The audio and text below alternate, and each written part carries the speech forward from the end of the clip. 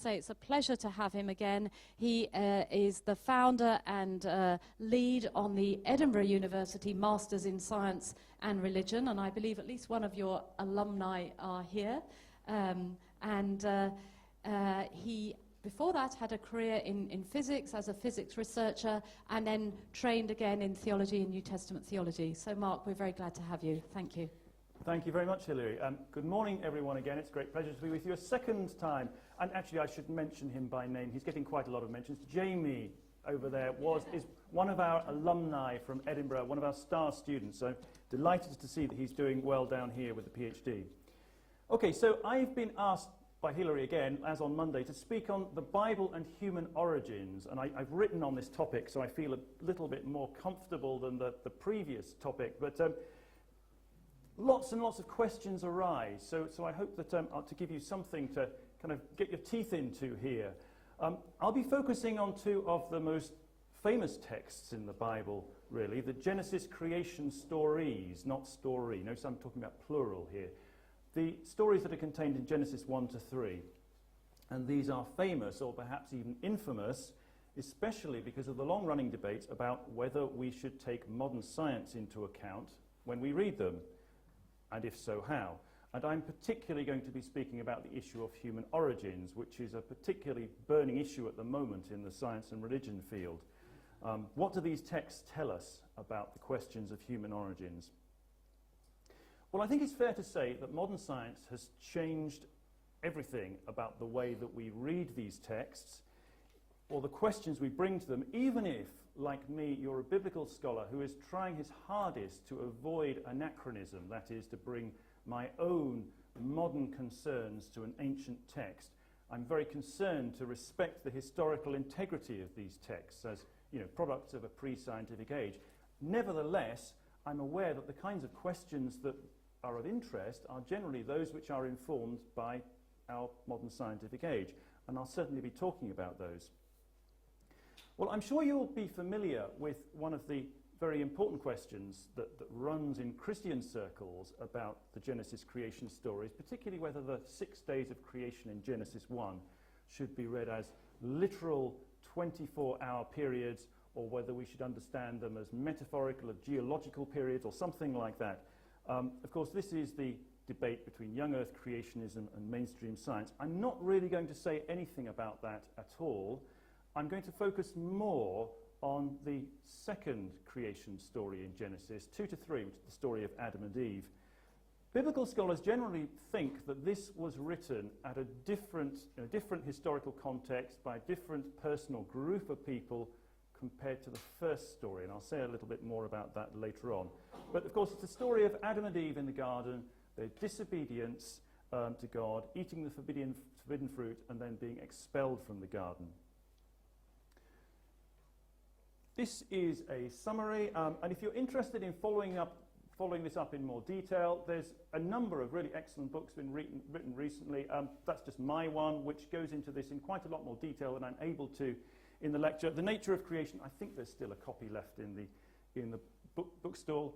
So first of all, I'm going to mention a bit about why I think there are two distinct creation stories in Genesis. I'll focus a little. Genesis 1, I'm going to focus on a very short passage within it, which has caused an enormous amount of controversy. It's the image of God idea. But I actually spend most of my time talking about Genesis 2 to 3, the passage which is often referred to as the fall, before saying a little bit about how scientific accounts of beginnings raise challenges, particularly for Genesis 2 to 3, and the three main Christian responses. So what I'm saying is really rooted in the kind of Christian approach to these texts, although that's not to say that other faiths do not bring other angles as well. Okay, so what this rather complicated slide is doing is my attempt to try to capture all of the main differences between the first creation story in Genesis 1, which bleeds over, as you can see, into a little bit of chapter 2, verse 4a, is roughly where biblical scholars assume that the Genesis 1 creation story ends, and the second creation story, which fills out most of Genesis 2 to 3. Okay, so Genesis 1, I'm sure you'll be familiar with this story. Of course, this fantastic opening to the Bible. In the beginning, God created the heavens and the earth, and it describes this step-by-step process of creation, very orderly, very rhythmic, very kind of systematic, if you like. The earth is without form and void at the beginning, and over 6 days God fashions it and fills it with life.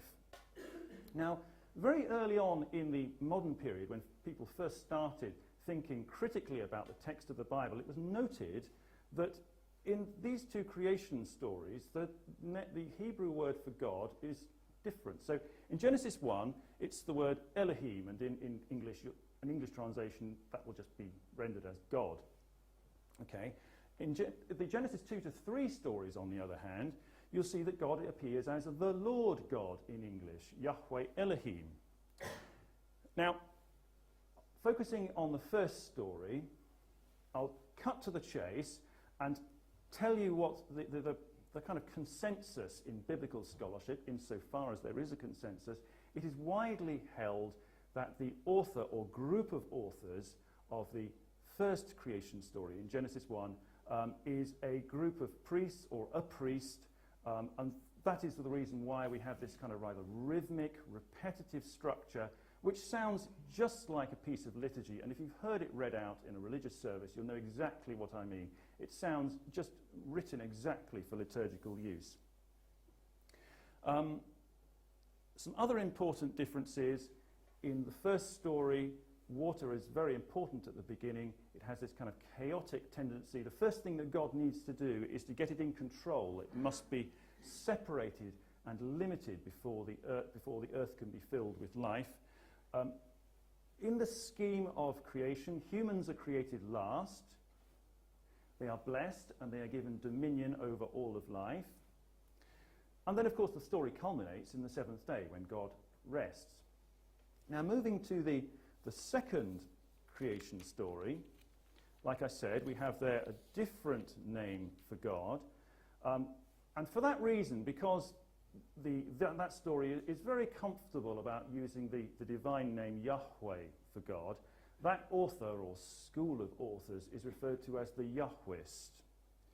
And by and large, you can see, if you follow through other parts of Genesis, that there are other senses in which the book can be, and elsewhere in the Pentateuch as well, can be divided up into little sections, which some seem to be more priestly, some seem to be more Yahwistic, and so on. So that many scholars believe that Genesis and other books in the Pentateuch were composed out of several sources written at different times, different places. Now, the consensus has largely eroded throughout much of the rest of the Bible, or much of the rest of the Pentateuch, but for the creation stories, it is still widely held that we have here two different creation stories arising from different points in Israel's history. And so people would still generally tend to refer to the priestly story and the Yahwist story, even if we don't really know anything much about the context in which these things were written. To draw out some more of the differences between Genesis 1 and Genesis 2 to 3, water in this story tends to be, rather than being chaotic, something that God has to limit and control, it's life-giving and benign. It's rivers that water the land. And scholars have suggested, well, perhaps that tells us that this story was written in a place where water was rather scarce, for instance. And so while back in the 19th century, scholars would be quite happy to say that the first Genesis 1 story was written in Mesopotamia by priests living in exile in Babylon. Perhaps the second one arose in Israel in the court of Solomon, for instance. So these are the kinds of scholarly speculations that have been made about where these stories might have been written. But like I said, the consensus there is pretty eroded these days, even though most scholars will agree there are two stories. One very, very important difference in Genesis 2 to 3 compared to Genesis 1 is that the man is created first in a barren planet. Totally different from Genesis 1. Then you get the plants, the garden is planted, then the animals are brought to the man and he names them, and finally the woman is made. The woman is the final stage of creation. And rather than being blessed, you find that God warns the humans not to eat of the fruit of the tree of knowledge, good and evil. Of course, they disobey and they are expelled from the garden. And the portrait of God that you find in this second creation story is rather different as well. So in Genesis 1, you get this portrait of God where he says, a constant repetition of phrases like, and God said, let there be, and it was so, and God saw that it was good. Kind of repetition of these phrases puts in a sort of very methodical development, kind of systematic portrait of God, almost like a divine engineer or architect. Whereas in the second story, you've got God improvising in response to the man's needs and wants. So it's a subtly different portrait of God here. Now, since I'm focusing on human origins, let's see starting with Genesis 1, what Genesis 1 has to say about humans. And all of the attention has really focused on this little verse 26, which I'll read out for you.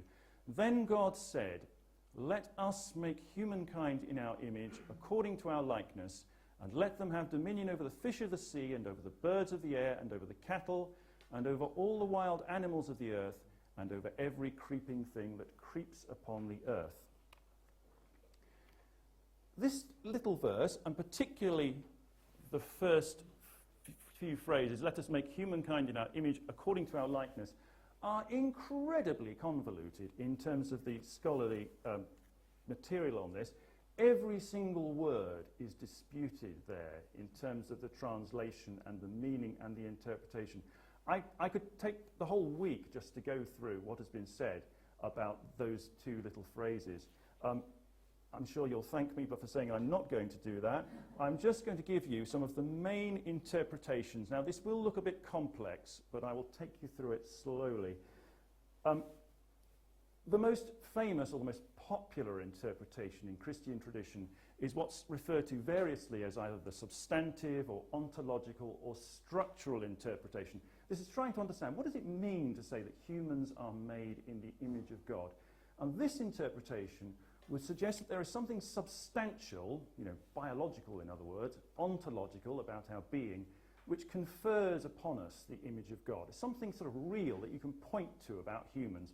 Perhaps it's our intellect compared with other animals, or perhaps it's the fact that we have been so amazingly successful at creating kind of artistic and social culture and so on. There are various things you can point to that suggest there is something real here that is special about humans.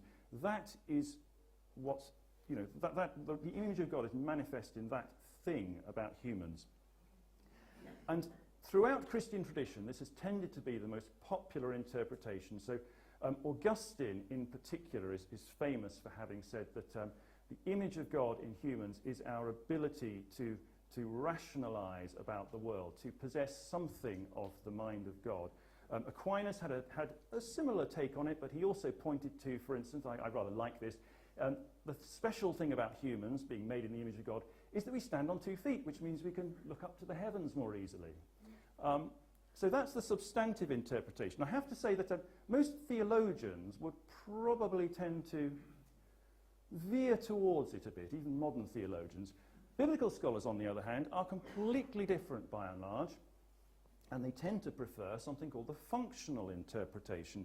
And what this says is that there's nothing necessarily special about human beings over and above other animals that makes them kind of theologically the image of God. It's a job that we've been given, a vocation, a function that we need to fulfill. That is what the image of God is, according to the functional interpretation. And there is good evidence that in other ancient Near Eastern cultures, this idea was also used, for instance, of the king or certain priests, that they were made in the image of a deity, and it was their role, their function that they were exercising, which conferred the image of God upon them. So there are these parallels with other neighbouring cultures, which suggests that perhaps we should understand the Genesis image of God text in that light. It's a function, it's a vocation which God has given to humans, and of course the rest of that verse, if I go back, tells you straight away, let them have dominion. The function in that case would be the exercise of God's dominions, almost sort of, acting by proxy on God's behalf. Now, there are other interpretations, the relational interpretation, particularly if you're a keen reader of Karl Barth, you'll come across this interpretation. Very, very popular in 20th century scholarship, particularly those who were keen Barthians. It's kind of fallen out of favour now. The idea there is that if you go to the next verse in Genesis, it talks about how God made them in the image of God, male and female, he created them. So what Barth suggested here was that it's the kind of maleness and femaleness of humans, which other animals share, of course, the maleness and femaleness of humans living in relationship with each other and with God, which constitutes the image of God in them. Like I said, not a very popular interpretation these days. The fourth one makes use of the fact that the New Testament also has some image of God material, where it's largely said to be of Christ. Christ is the image of God. And what this interpretation would say is that, okay, so Genesis 1 says that humans are the image of God, but we believe that it will only truly come upon humans in the fullness of time, in the eschaton, when we possess the full likeness of Christ, if you like.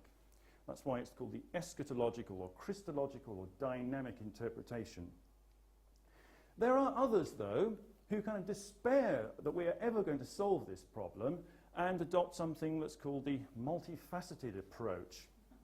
And this emphasizes that the image cannot be collapsed into any single interpretation. We simply don't know the answer of what this is supposed to mean, and so we should stop worrying too much about it and just, live with it, really, and make use of it as a useful little phrase for capturing something of the theological nature of humanity. Is it so very important? Well, just to go back to my favourite, as a biblical scholar, the functional interpretation, like I said, it's pretty much a consensus among biblical scholars that the functional interpretation is probably the preferred one. It does have two advantages over the others, not least that it seems to relate to the historical context most clearly. It emphasizes our stewardship of the earth, surely an important thing in this day and age, our growing awareness of the ecological issues and the way in which we've mucked it up, the way in which we failed to be good stewards. So this kind of emphasizes something, a vocation which we have not yet really fulfilled very well. The functional view also has the advantage that it isn't challenged by evolutionary biology. Remember the substantive view, that one up here, it relies upon humans having something special biologically or socially. But of course, the more we learn about other animals, the more we realize that actually there are many kind of overlaps between things that we think are special about us and other animals. So that's one of the reasons why the substantive interpretation is a little bit tricky. But the functional interpretation avoids that. So there's a number of advantages, I think, behind the functional interpretation. But like I said, is it so very important? Well, my colleague in Edinburgh, my very good colleague David Ferguson, is rather sceptical of all this. He says the creation of human beings in the image of God is a theological platitude. The theology of creation could probably manage without it. Quite a provocative statement, but I actually think he's got a point there. We use this terminology in the church an enormous amount, usually to refer to a belief we have that humans are somehow special over and above all other creatures. Otherwise, it tends to have rather little content to it. And even that piece of content is debatable and can often be challenged. So I think he's got a point there that probably we can talk about creation without it. But I'll be interested to hear if you have any opinions about this in the question and answer later on. So that leads me really to talk about the theology of creation and to give me a kind of a bridge over to Genesis 2 to 3. On Monday morning, I was talking about the theology of creation, and just to recap a little bit, I mentioned in particular this idea that the creation was the creation from nothing doctrine, namely that all things came from the no thing, God. All of the doctrine of creation in Christianity flows from that idea. So God created everything in the beginning, continues to sustain creation now. It's not, this doctrine is not concerned just with the initial making of things. It's about all of time and everything that continues now. Importantly, and borrowing from Genesis 1 again, God created the world as good. Namely, it reflects God's nature as perfectly good. An important point because, of course, we know that evil entered the world. I always say that there are many things in theology which are debatable, particularly if you're a non-believer, for instance, but I think that the most empirical piece of evidence that theology is onto something is the fact that every single human being in the world knows about the reality of sin and evil. That is, in a sense, the most kind of empirically demonstrable part of Christian theology. Now, how did evil enter the world? This, of course, is where the idea of the fall comes in. So I'll illustrate this just... I don't know if you can see that very well. It's just a blow-up of the Michelangelo picture from the Sistine Chapel. So I will just quickly talk through the story. Of course, the world is barren at the beginning of the story of Genesis 2. God makes the man from the dust of the earth, plants a garden, brings the animals before him, hoping that they will be his companions. The man he names them, but he's not entirely sure that these will quite work out. Eventually the man creates the woman. Of course, that is the culmination of the creation story in Genesis 2. And then God warns them not to eat the fruit of the tree of the knowledge of good and evil. Of course they do. They're tempted by the serpent, and God discovers this and banishes them while giving them a warning. While telling them that what they've done will bring suffering and hardship. Now, thanks especially to Augustine, in Western Christianity in particular, this story is taken as the root of sin and death. Now, I want to emphasize that the story itself is rather ambiguous. I mean, you won't find the word sin in there so clearly, and it's ambiguous as to whether death enters the world at this point. Nevertheless, Western Christianity in particular has tended to take this story as the birth of sin and death in the world. But I'll say more on that in a moment. This is just to try to summarize the traditional Christian reading, which would tend to refer to this story simply as the fall, even though the Bible never calls this story the fall. Okay, so of course we would start by saying, well, in the beginning, God made the world as good, and we would assume by that it's a moral statement of goodness, good versus evil, whereas the Hebrew could be, the Hebrew tov in Genesis 1 could be translated simply as it works, fit for purpose. Behold the world, it's very good, it works. That's what I intended. But this reading assumes that good is a moral statement. Now, as I said, the very first humans disobeyed God in Genesis 3. Therefore, according to the traditional reading, sin, suffering, and death arose in the world. But importantly, because it was an act of human free will, suffering, sin, and death do not derive from God. So this traditional account of the fall protects the goodness of God. Sin, suffering, and death do not derive from God himself. Now, this story would also, or this reading of Genesis 2 to 3, would also tend to emphasize the role of original sin. Thanks to what the first humans did, some of the consequences of their action are passed down to us. Maybe not genetically in a scientific way, but their sin is passed down to us, and this is what we mean by original sin. And the only way out of this is Christ's death and resurrection, provides the only means of redemption. So that would be the traditional Christian reading of the fall. Now, I'm kind of labouring this a bit to try to make some of the points. Now, notice that actually much of this traditional Christian reading comes from Augustine's emphasis on the fall. And he developed this particularly in response to a school of thought in early Christianity known as, came from the most famous British person in early Christianity, Pelagius, who was then declared a heretic. So there you go. But the thing about Augustine was arguing against Pelagius and used the story of the fall particularly as the basis for his argument, and particularly he latched on to the importance for him of original sin, such that humans can't of themselves save themselves. We can't be perfect of ourselves. We need God's grace, was Augustine's point. Whereas Pelagius believed that if you were particularly ascetic, particularly worked hard, you could be perfect. Augustine said, no way. We all have original sin. We need God's grace at every step. So Augustine emphasized original sin, although it's worth bearing in mind that in order to do so, he relied on a mistranslation of Romans 5:12, and I'll mention that in a bit. But the upshot is that the Augustinian reading of the fall emphasizes that it was a point in history at which sin arose, so that it doesn't derive from God's original creation, and that it's a fall from perfection. So creation isn't a work in progress, as we may like to say, looking at the evolutionary view. It was perfect, perfectly good, and fell. Okay? That is a very important distinction to make. Now, what do modern biblical scholars say about this story?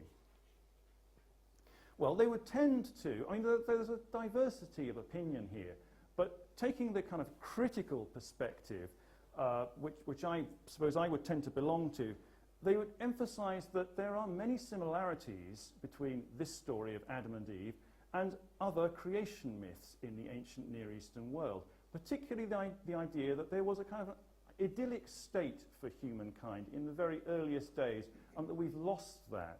And that is referred to as the myth of the Golden Age, and you can see it in Greek mythology, Roman mythology, Norse mythology, Hinduism. This kind of sense that once upon a time everything was so much better. Paul Tillich, the kind of great existentialist philosopher, referred to this great little phrase, the myth of dreaming innocence, that once upon a time, humankind had, everything was so much better for us before we kind of learnt about the terrors of the world and started ruining everything.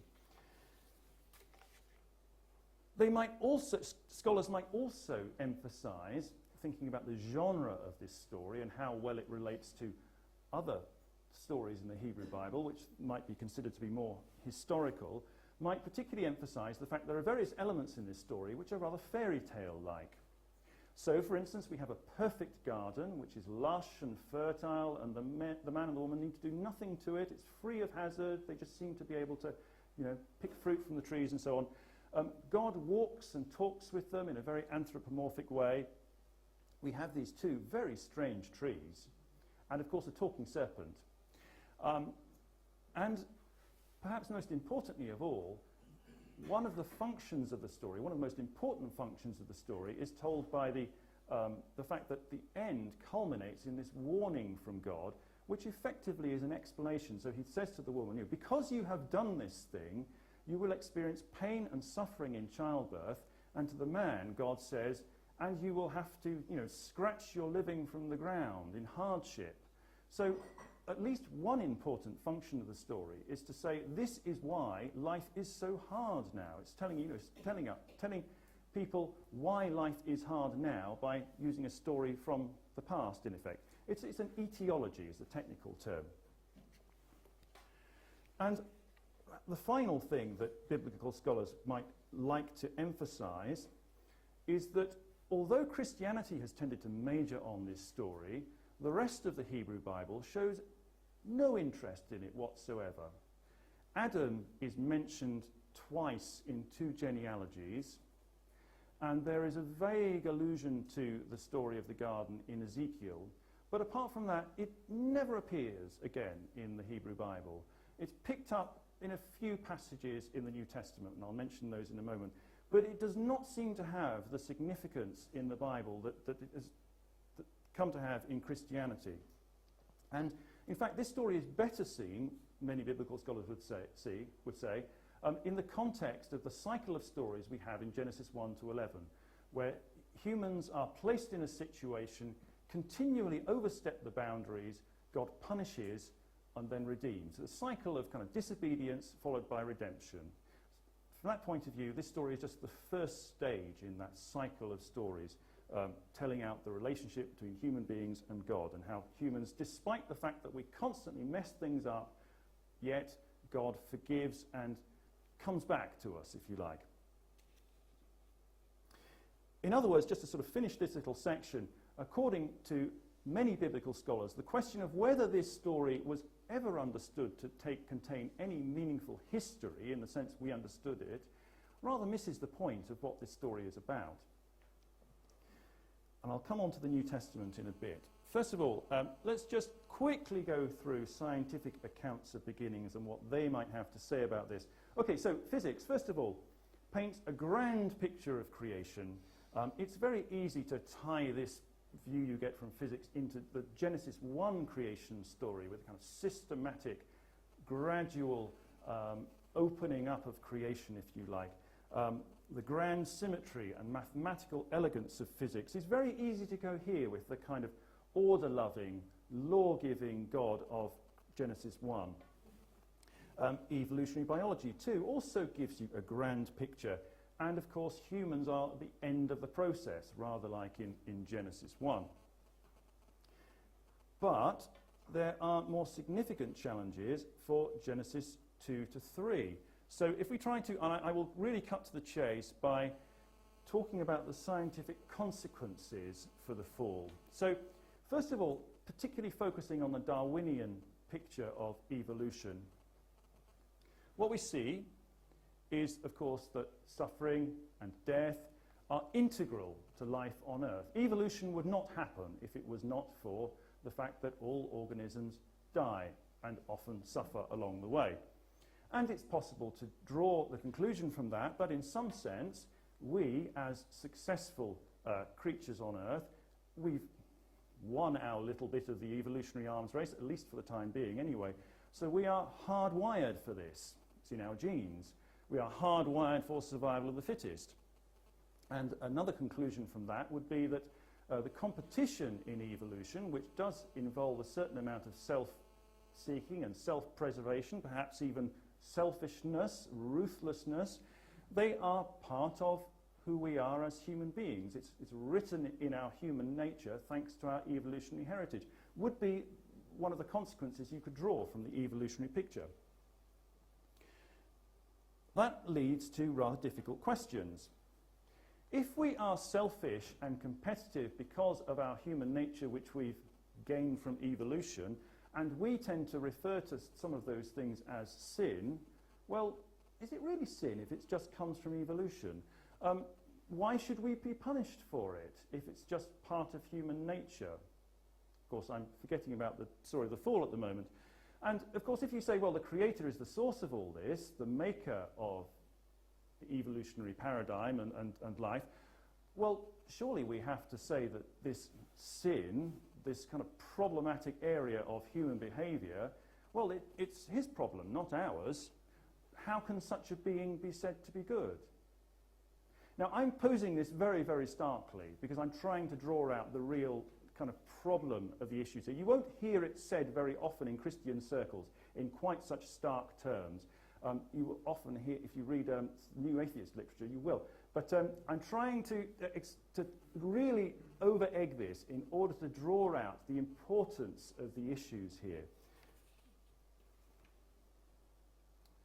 Right, and this has led to what in recent decades, probably the last 10 years in particular, tends to be referred to as the historical Adam and Eve debate.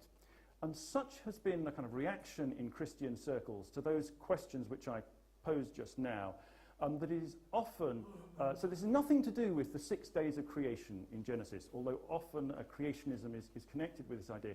It's the need, or a need is seen that to reassert the historicity of Genesis, of the fall, in order to protect God's goodness. Because if evolutionary sin is actually just a part of creation, then of course it's God who is seen to be responsible for this. How can God be responsible for sin? We need to protect God's goodness in some way. The way to do that is to reassert the fact that the fall happened in time and space. It did not come from God. It was an act of human free will. So in the historical Adam and Eve debate, you find this growing movement to try to reassert the historicity of the fall, to say that sin must have entered in history through free will. And just to give you an example of someone who is very forceful in this area, Henri Blocher, the evangelical theologian, who writes that a historical fall is a non-negotiable article of faith. So if you want to be a Christian, you have to believe in an historical fall, according to Blocher. That isn't the only problem that the historical Adam and Eve brings up, though. So the second one is actually nothing to do with Adam and Eve. It's actually about the role of Christ in the whole Christian story. Because the point has been made that if Adam and Eve didn't exist and their sin isn't a real act in history, then how can we say that Christ's work of salvation in history, death and resurrection, is also real? And this is a great quote from Stephen Lloyd here. This is his real problem. It's actually to do with Jesus. The resurrection of Jesus Christ makes neo-Darwinism incompatible with Christianity. Accommodating neo-Darwinism leaves the biblical story centered on the resurrection incoherent, as it creates a story in which the hero Jesus, through his resurrection, defeats an enemy of his own making. So it's almost as though we need an historical Adam and Eve in order for Jesus to be meaningful. Otherwise, well, what's the point of believing in Jesus? That would be his argument. And such is the importance of Christ in this, to Lloyd at any rate, and many others who adopt the historical Adam and Eve position, such is the importance that we should really question Darwinism, perhaps even reject it altogether, as Lloyd would suggest. So that tends to be the position in the historical Adam and Eve debate, although there are many other sort of shades of opinion, and I'm going to go through them in a moment. I said that I would talk about the New Testament, and that's because actually the most difficult passages aren't in Genesis, they're actually in Romans.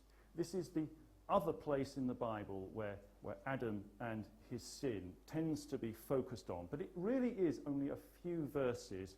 There's another passage in 1 Corinthians 15 where Adam and Christ are played off against each other, but it's not to do with the issue of sin. So this is two verses from Romans 5. I've brought them together. There's a bit in between. I've taken that away. So I'll just read this through. So, therefore, just as sin came into the world through one man and one woman, of course, Adam and Eve, and death came through sin, so death spread to all because all have sinned. And then Paul goes on a few verses later, therefore, just as one man's trespass led to condemnation for all, so one man's act of righteousness leads to justification and life for all. So he's playing off Adam on the one hand, the original sinner and the source of death, against Christ, whose act of obedience, rather than disobedience, has led to life for all. So, you know, it's a beautiful little argument here of one versus the other. And of course, what Paul is doing in this section of Romans is in various ways exploring the significance of Christ. And in this particular passage, he latches on to Adam as a very useful kind of way of illustrating the point of Christ and the redemption of sin. Now, some questions arise, though. Does Paul's argument require Adam to be historical? Now, it's quite possible that Paul did believe that Adam was an historical individual. I wouldn't be surprised by that, particularly because of the genealogies elsewhere in the Bible that lead through from Adam all the way to historical individuals. That doesn't bother me at all. But does this argument require him to be historical? Or is it possible that Adam is being used in this passage as a symbol of a passing age? So Christ is a new age, Adam is a symbol of a passing age. Of course, Christ is an historical individual. Does that mean that Adam has to be as well? So the debate really focuses on what Paul thought about Adam. And in particular, not even really whether Paul thought Adam was historical, but whether his argument requires Adam to be historical. That is the nub of the issue, the most important question for Christians in this whole historical Adam and Eve debate, is whether Paul, in Romans 5, needs Adam to be historical. A couple more questions. If the fall is really so significant, then why is it almost entirely ignored in the Bible, except for these few passages in Paul?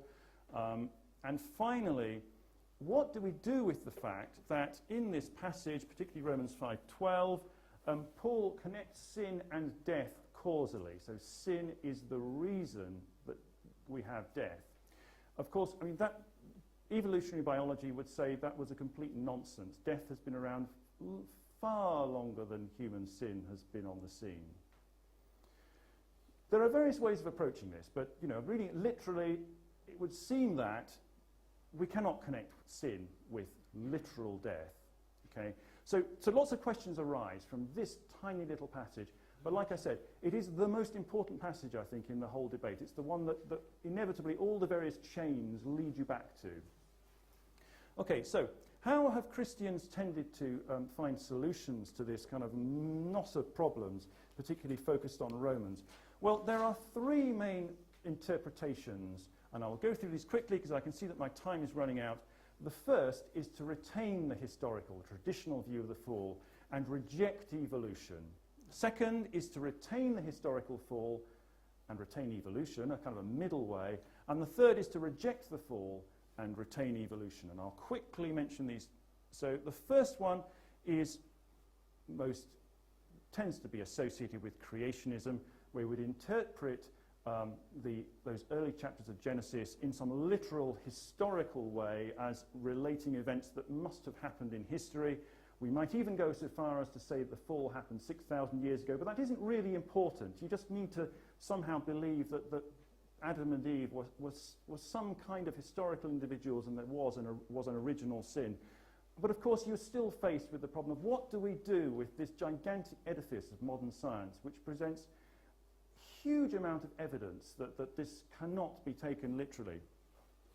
So a second approach is to retain the historical fall and retain evolution. And this involves being a little bit more creative with how you understand the historical fall. So there are three ways of doing this. The first is to try to reconcile who we call Adam and Eve with human evolution. And this would involve looking back through the evolutionary past of humans, insofar as we understand it well, to try to see if there is any evidence in the fossil record of a time when perhaps there was just a handful of individuals in existence in the kind of Homo family that we might say, well, perhaps we could call them Adam and Eve. Perhaps that was where the original act of sin occurred.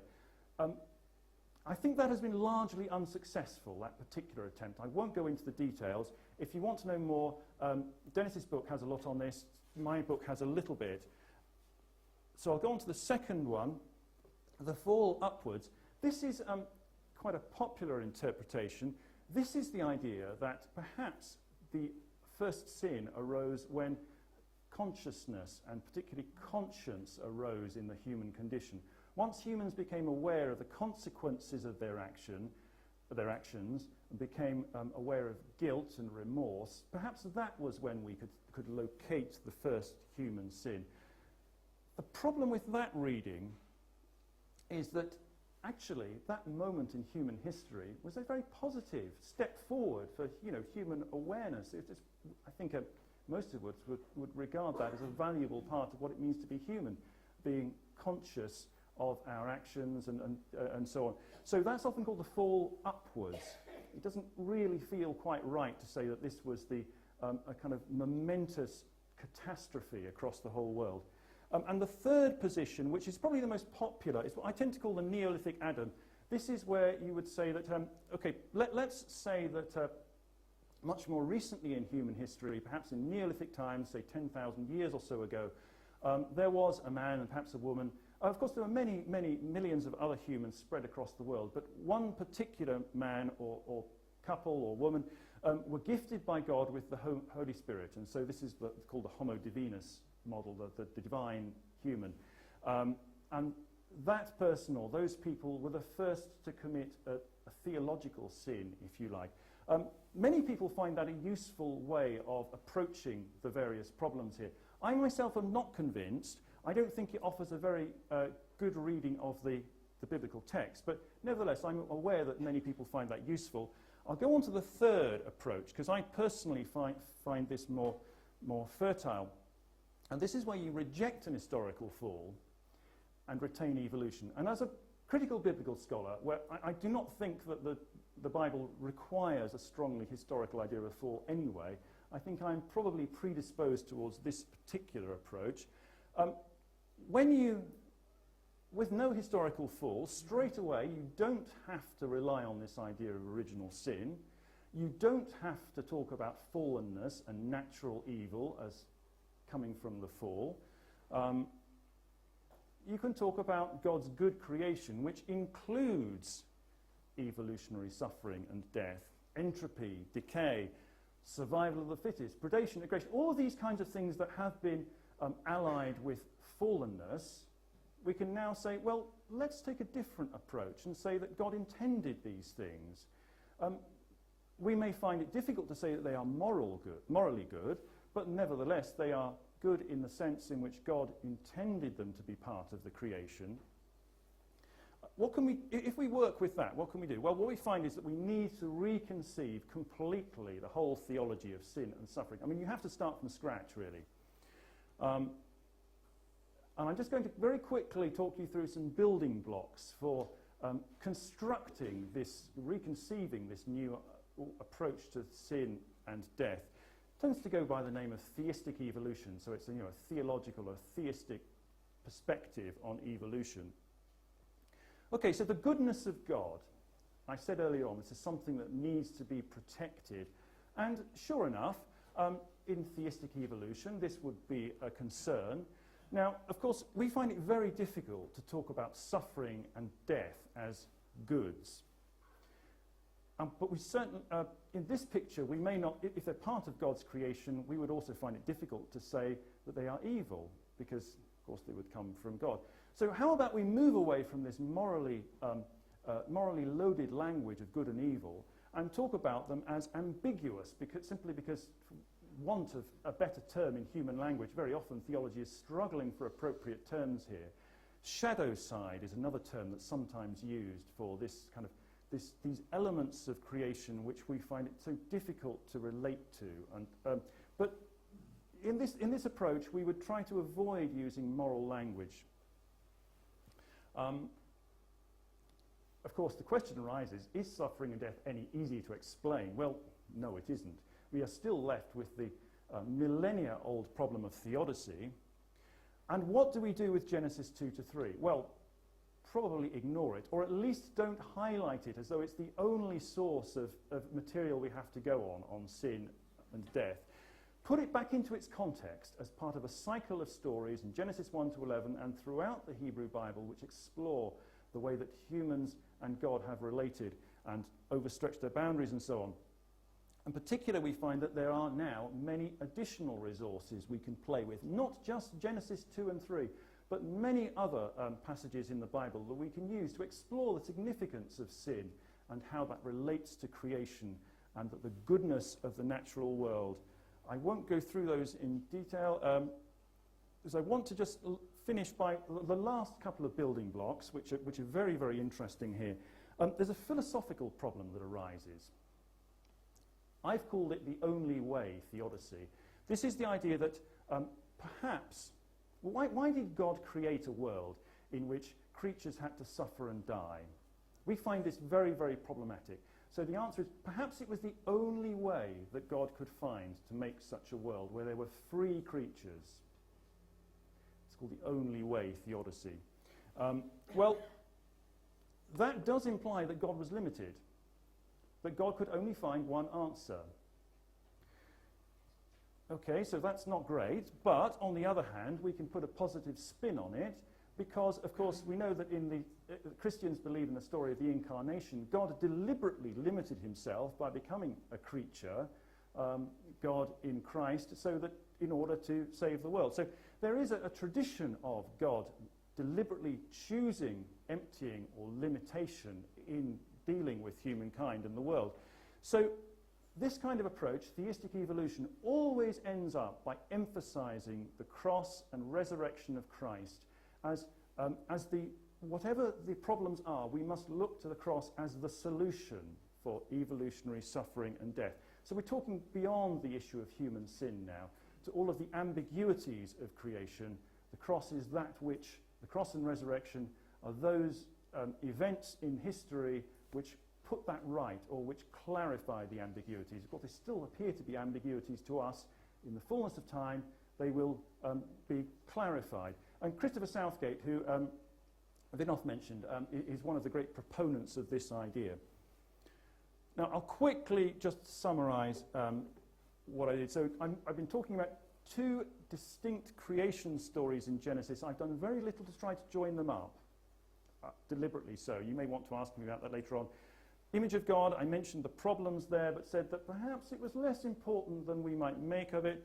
The fall has really been what I've concentrated on. Scientific accounts of beginnings and the problems, and then I've tried to give you an idea of some or the three main sets of Christian responses. And I suggested that I personally tend to fall into the third category. I think that, as with the others, there are problems here, and I by no means think that this is the ideal solution. But still, it's very early days for this sort of third set of solutions, and I personally think this is probably the most positive way to go, for me at least. So I'll stop there, and thank you for listening.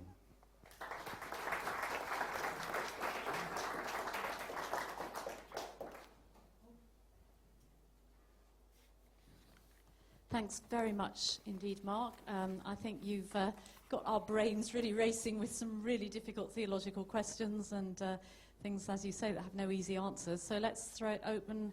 Questions. We'll start here with Mickey. Thank you. Hear me okay? Yeah. I was at a meeting, a church meeting. They ran a course called Why Believe, and we just had a discussion about Adam and Eve. My point was that modern Christians kind of cherry-pick the Old Testament and say there's some good bits, some bad bits. Obviously bad bits like not eating pork, for example. And I asked the question, are we expected to believe the story of Adam and Eve in light of modern science? The answer they gave me was that Jesus himself referred to Adam and Eve, and I don't know what part of Scripture that is. Maybe you can tell us. And therefore we should believe in Adam and Eve as Christians. Now, whether I do or whether I do not myself is for me and for other people. But is that true? Does Jesus refer to Adam and Eve? That's right. Thank there you. are at least two places in the synoptic Gospels, Matthew, Mark and Luke, where Adam and Eve appear. So in Luke's Gospel, the genealogy that culminates in Jesus starts off with Adam. So there's a sense in which kind of Adam is one of the historical building blocks that leads up to Jesus. And the other section, which is, I think, probably the earliest, well, Mark 10, I think it is, where Jesus discusses divorce and refers back to the story of the man and the woman in the garden. The two became one flesh. Do you remember this? The story of so Jesus is counteracting the scribes and Pharisees who are asking him about, should we divorce? And Jesus says, well, this is what happened in the garden. Therefore, a man should not divorce his wife.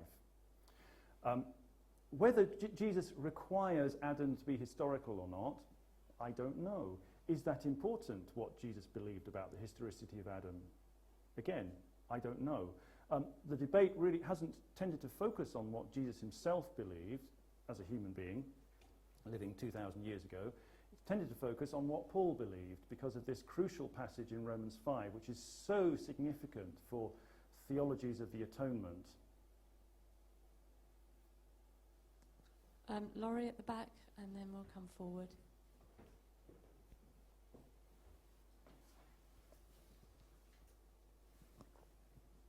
Just a little note from about the Jewish reading of the Hebrew Scripture, of Hebrew Bible, which just, by the way, we ought not call Old Testament because that implies that it's been superseded. So there's something in the language that needs to be queried there. In the Jewish critical reading of this, there's no such thing as a fall, and in fact, it's disobedience for sure, but it's also the entrance into human history. So there's many readings in Midrashic readings, rabbinic understandings of the choice for disobedience, the choice for free will, and that it begins human history, which could not have begun in the garden, right? In that perfect creation. And so we live profoundly outside of perfection. And this has important implications for theological, for what we think about nature.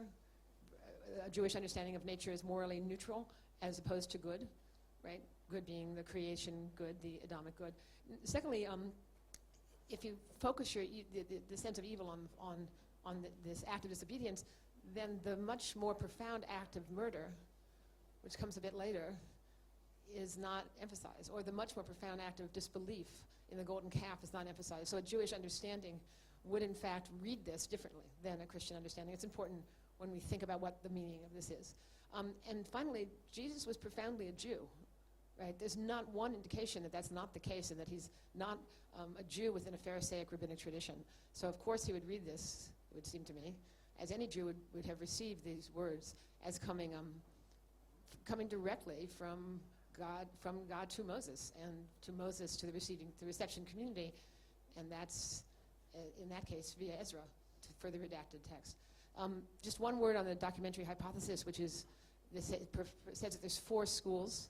This was an idea of German historical criticism. Actually, could we just leave that, Laurie? We'll talk about that later. We haven't got enough time. But I'm saying that this was a clear account of a Christian understanding of sin and redemption, but it's not an account that's widely shared in other religious traditions that read Hebrew Scripture. Thank you. Yes, you're absolutely right. Yeah, I tried hard. I hope I didn't use the terminology of Old Testament. I tried to refer to Hebrew Bible. Sorry? No, oh, okay, right. Yes, I myself try to refer to Hebrew Bible for those very reasons. You're absolutely right that although the story of the garden features so little in the Hebrew Bible and the New Testament, yet there's an explosion of reflection on it once you look at the other Jewish scriptures that appear around the time of Jesus. And there's some fantastically rich reflections on this and the theological problems that arise, but from, as you say, from very different perspectives from Christian ones. And it becomes a very rich source of reflection on the problem of evil. But as you say, Laurie, without this emphasis as though this story is the root of all of the problems. Yes, thank you. Rodney?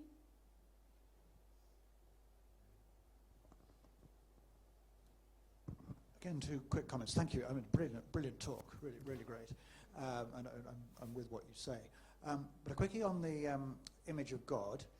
A lot of our Christian ethics depends on this. We treat every human person as of infinite value because made in the image of God. So this it's a mere attitude seems a bit difficult. And on the story of the fall, I mean, there's the everyman interpretation, which I think, I am Adam. I sin. I need redemption. I've disobeyed, and so on, which would, is there in Bonhoeffer, for example. So if you'd like to comment. Sure, yeah, no, thank you. Yes, I mean, the Paul as everyman idea originally arises in, is it 4th Ezra? I forget. It's one of the Jewish scriptures from roughly around the time of Jesus. Yes, it's a very venerable tradition. I suppose my goal here was really to focus on the particular issue of why Christians get so caught up on the fall. But yes, there are many other things that could be said about Adam and Eve and their significance. And so what was the first thing again? The image of God, yes. Oh, I was just being provocative there. Yeah, no, you're absolutely right that we tend to use it in ethical discussions. But, I mean, David Ferguson's quote that I pulled up there was about creation. Because I've said very little about ethics deliberately because it's even more of a can of worms, I suppose. But as far as the creation theology of the church goes, it's debatable whether this image of God terminology is really so very helpful or has much content. But you're absolutely right. In ethical terms, it's very, very important. Yeah. Yes.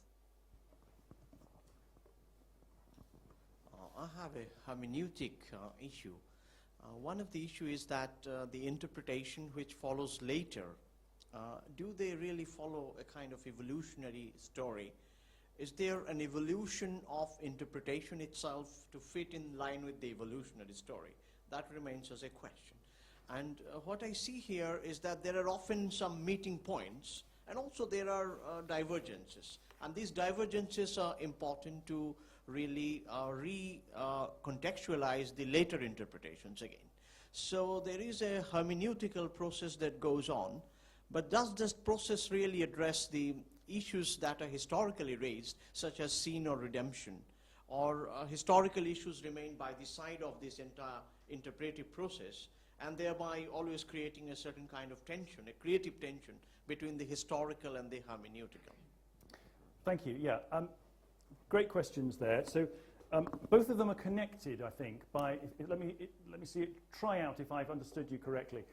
Both of them are connected by the fact that I suppose, once you have a text in place that is seen as authoritative, then the numbers of discussions about it start to mushroom, don't they?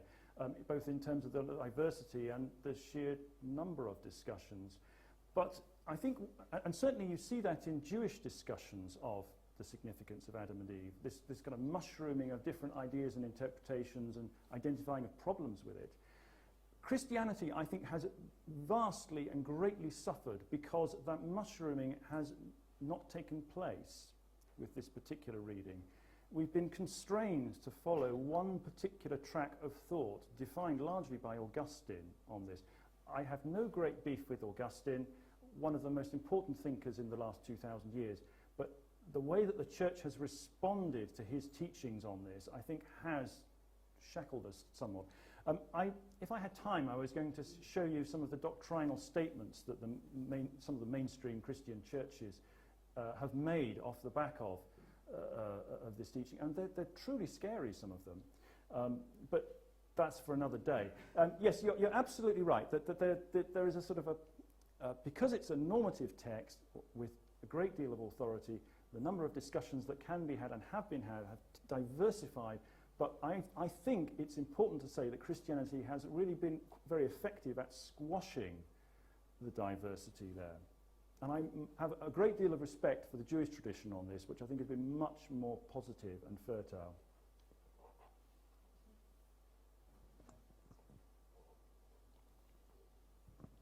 Mark, doesn't the answer to the dilemma first of all get hinted at in Ecclesiastes 7:29, where God is saying, God made man upright, but they have sought out many inventions. And then you've got many, what was that? God made man upright, but they have sought out many inventions. Inventions. So then you look at John 1:14, and he talks about the only begotten of the Father.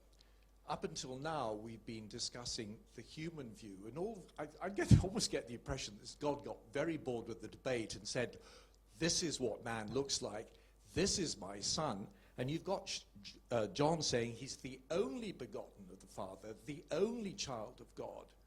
So now we get the Messiah, and we get a better view of what man should look like. Therefore, shouldn't we completely disregard so-called origin of man and look at man in God's image and likeness as the Messiah, and then we see 5,000. Isn't that the answer to our dilemma? Thank you. Yes. Well, it depends on what you think that man. If it was simply to be God on earth, or God's Son on earth, then fine. That certainly illustrates the feature of God, that God wants to become one. But if you also believe that God, as Christ, has put right the wrongs of the world, then that's sort of an extra layer. That's where you start to look back to the theology of the fall, Romans 5 and so on. So hold both of those together and, in fact, not separate them, but say, Sorry, we're going to have to pass on. There were other hands. We can pick that up at coffee. Over here then, and back to...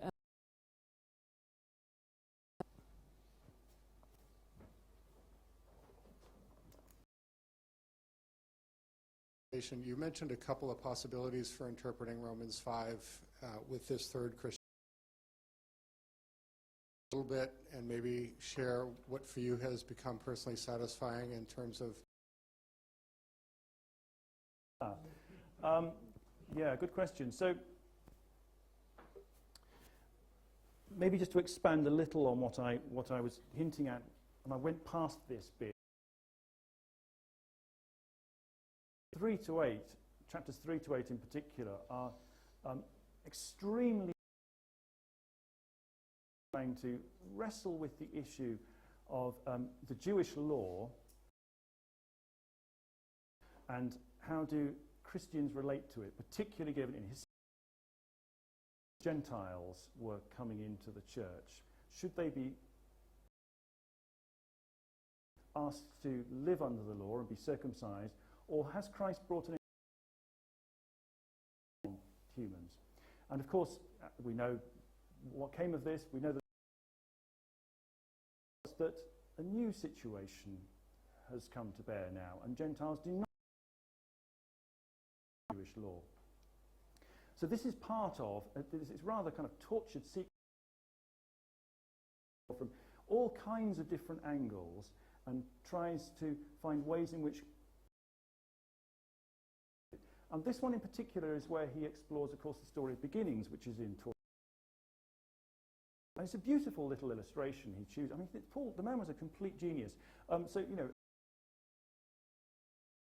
the law and what Christ has come to replace, of course. But it's inevitable when talking about Paul's language that doing in this part of Romans, effectively saying that, you know, that which you knew before, now, thanks to Christ. And this is exactly what he's doing with Adam. Adam is the symbol, or Adam stands for the old order of sin and death. Christ brings a completely new approach where obedience, righteousness brings life. Does that help so far? What about the part where it says death came through sin? What would you do with something like that? Yeah, so I suspect, I mean, this takes you back to the question of course, Paul doesn't quote from Genesis 2 to 3. It just appears that he's speaking about the story here. Now, if you look back at Genesis 3, death is mentioned. It's very, very interesting. And again, the early Jewish writers on this very correctly identified the problem of death in the passage as one of the most difficult of all. So God says to the man and the woman, if you eat of the fruit of the tree of the knowledge of good and evil, on the day that you eat of it, that will be the day you die. The serpent comes and says, no, God didn't mean that. Don't believe him. So they eat the fruit, and sure enough, they don't die.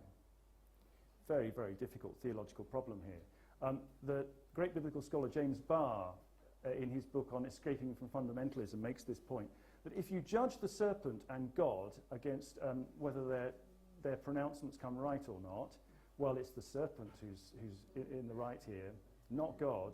What do you do with that?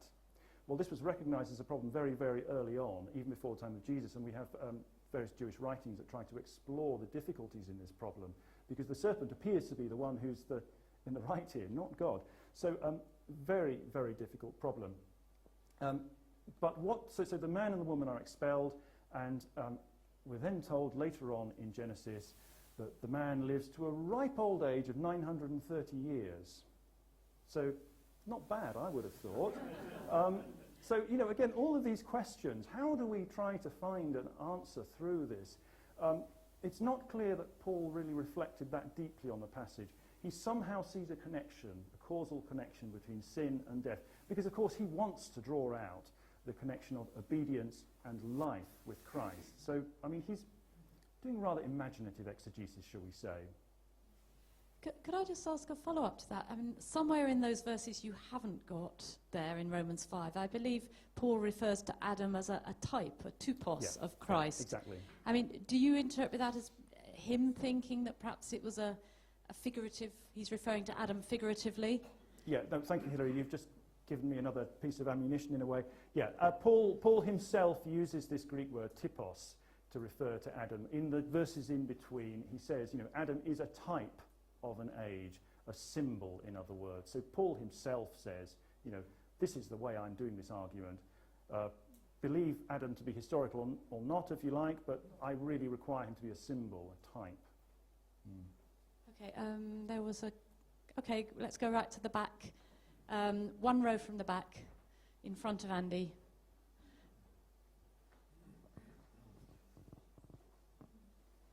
Hi, thanks for this great talk. I'm just wondering, I know there's I guess, precedent for science informing some interpretations, I guess, about the Earth being flat, or I know that wasn't really scientific discovery, but this sort of seems like it's pushing the interpretation quite a lot because of wanting to fit into evolution. I think, how much is it that driving a sort of a different way of looking at the scripture, and how much is it more a holistic approach of looking at Hebrew scripture as a whole? So could you speak to maybe the science informing the interpretation? I think it's too easy to separate out science and religion here. I mean, of course, the very fact we're having a discussion in this course about science versus religion sets that up to begin with. The way I tend to look at it is that Augustine's reading of the Fall was made in a particular historical context. He was informed by, social and political realities of his time, including certain beliefs about cosmology. We have moved on, and we do not any longer believe the same things as him in terms of his kind of the wider context.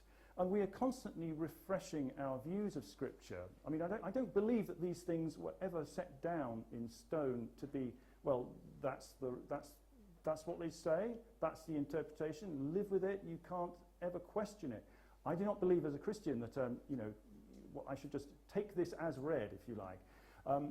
For me, the point of Scripture is continually to reflect upon it and to wrestle with it in light of what I know and what I believe about the world. So science from that point of view, I don't think it's antagonistic to religion. I think it's given me another perspective on the world, which I now need to bring to bear when I understand them. So I actually have a very positive view of what science brings to Scripture, I suppose.